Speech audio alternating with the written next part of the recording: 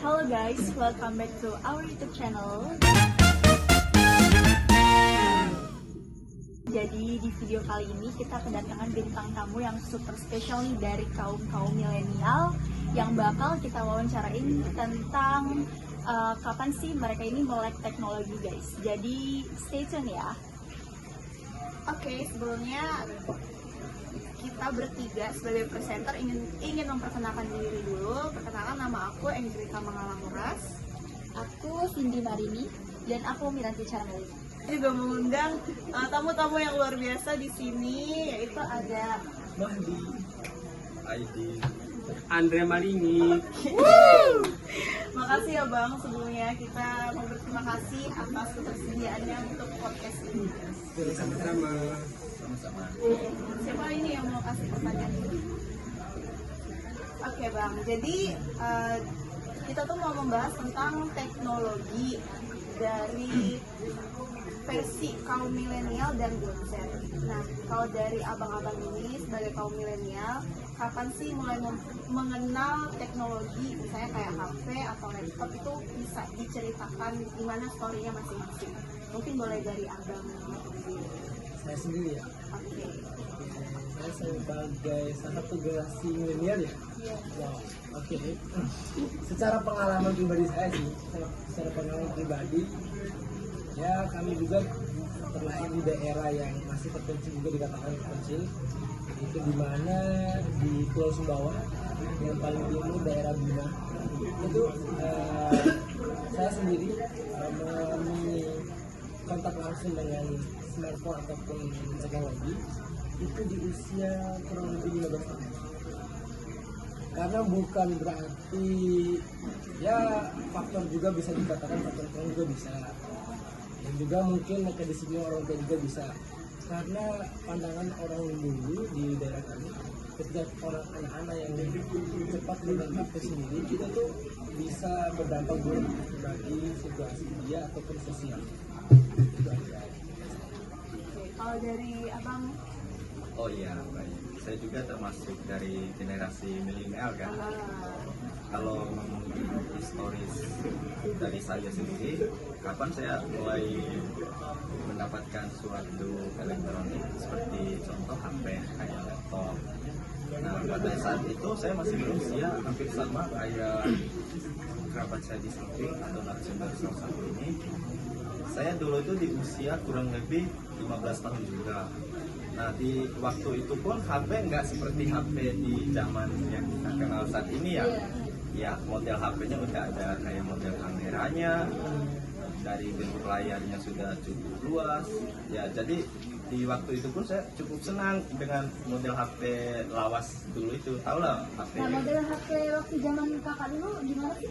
Jadi untuk itu pas waktu zaman sekolah SMP, nah di situ saya mulai sadar bahwa kita juga ada ya tahulah masa pubernya anak-anak muda. Jadi untuk mengakses buat komunikasi jarak jauh itu HP waktu itu sangat dibutuhkan. Tapi masih ada kurangnya kalau dibandingin sama zaman kita saat ini kan. Saat ini kan dengan banyaknya aplikasi, dengan hadirnya suatu jaringan, jadi aksesnya itu sangat terjangkau dan mudah. Dengan video call mungkin, dengan contoh itu kita bisa lebih bagus lagi untuk Zaman ala-ala kampung gitu kan. Kita tuh masih mempertanyakan handphone itu seperti apa sih pada saya itu. Belum mengenal Kita belum tahu bentuknya sih, nggak tahu, cuman kegunaannya. kegunaan mereka untuk komunikasi itu loh. Karena zaman dulu kan kita cuma tahu kalau untuk komunikasi dengan kerabat jauh di luar kota itu kan itu ada telepon umum itu loh. Nah, masih menggunakan hal seperti itu ya. Maka dari itu kami benar-benar, apalagi usia di Bima ya, benar-benar ketinggalan dalam dunia. Maka dari itu SD sampai SMP pun juga itu kita masih dalam bayangan kegunaan handphone seperti apa. Kalaupun ada handphone bisa dihindari dengan kerabat-kerabat kita itu.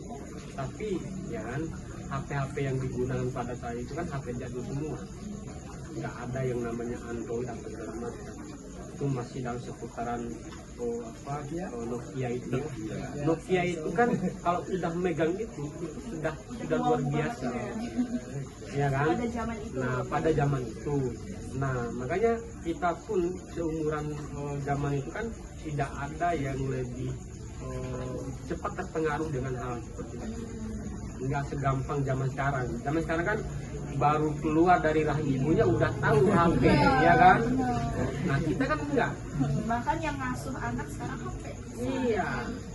Kita tuh benar-benar klasik, tradisional betul itu pada saat itu. Makanya, bahkan zaman saya sampai SMA pun juga itu saya kalau HP itu masih pinjam sama teman-teman itu untuk menanyakan kegunaan ini seperti apa, cara melakukan komunikasi apa segala macam itu, apalagi Facebook segala macam itu Kasarannya masih dapat. masih betul seperti itu. Dan kegunaan HP itu masih akses terbatas ya. Iya masih terbatas. Nah itu kayak pengalaman gini, kalau misalnya kita punya seorang ibu atau ayah gitu, punya HP Nokia. HP Nokia mungkin model kayak gini, ukuran segini. Nah ketika kita ingin minjam, pasti bilang HP rusak. Kita hanya bisa mempergunakan ini alat untuk main game, iya. yang dimana itu hanya ada game. Snake. Nah, keluar itu. Oh, aku tahu. Nah, makanya itu kalau Penggunaan itu apa yang utama pada saya itu bukan mengenalkan dalam dunia ataupun dunia seperti ini, melainkan kita itu benar-benar dididik secara kebudayaan dan keagamaan, ya kan?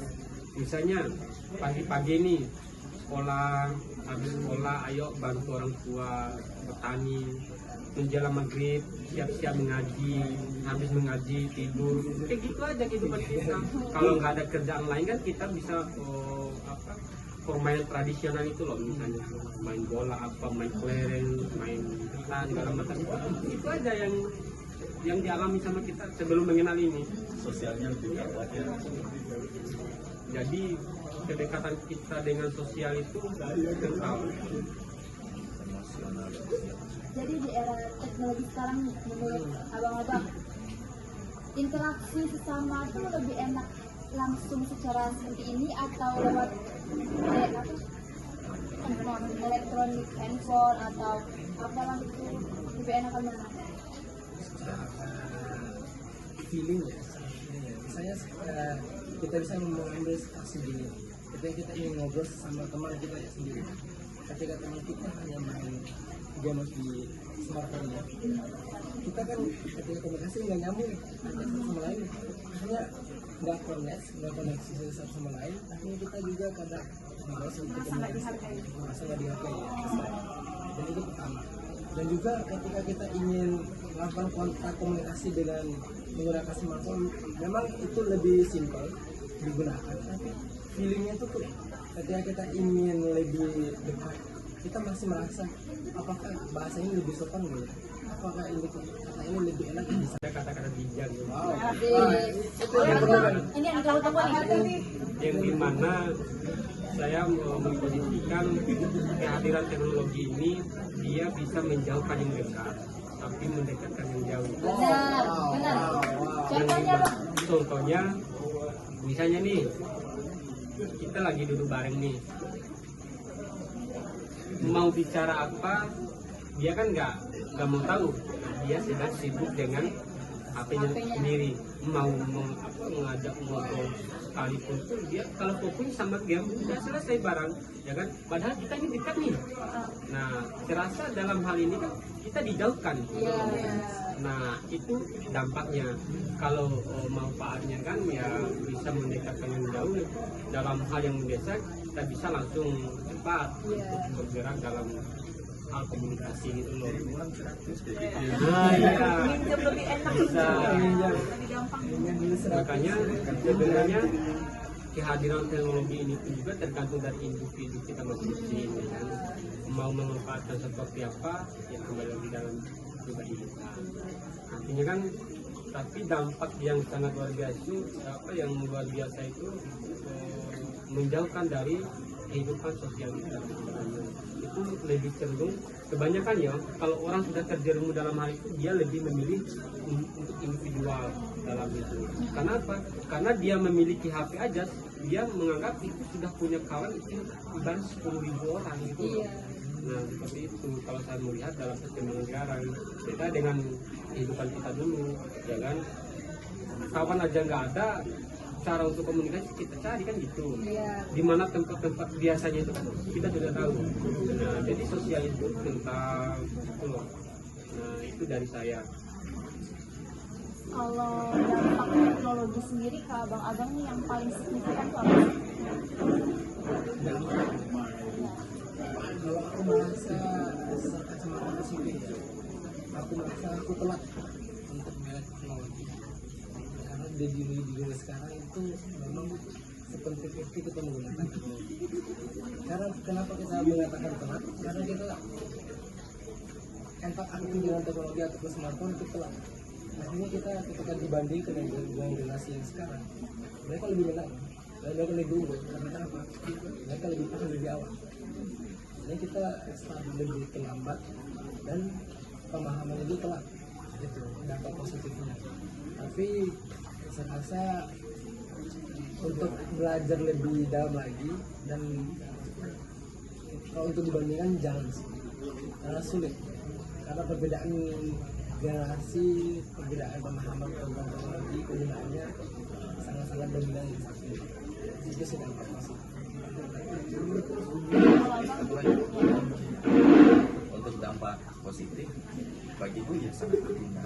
Jadi teknologi ini sangat mempermudah bagi, contoh di dunia pekerjaan kan, di dunia pekerjaan itu sangat dibutuhkan untuk teknologi. Jadi banyaklah kalau kita ngomongin positifnya teknologi ya, kembali lagi seperti yang disampaikan oleh Bapak Malini ya. Dari Bapak Malini kan ya, sebagaimana teknologi itu kita mempergunakan sebagaimana manfaatnya. Ya, jadi manfaatnya sangat positif bagiku, tapi ada juga negatifnya. Untuk negatif mungkin dari aku, teknologi ini sangat mengurangi nilai produktivitasku, kayak on time untuk aku mengejar waktuku mungkin dalam kegiatan yang diagendakan. Jadi karena terlalu dimanjakan sama teknologi, ya kayak perempuan mungkin yang sering scroll itu kan, jadi banyak aja hal-hal yang dikagumin, hal-hal yang tak terduga, semakin lama semakin nyaman. Nah kayak gitu, itu tuh dampak negatif bagiku. Nah aku juga di situ Terlena gitu ya. terlena.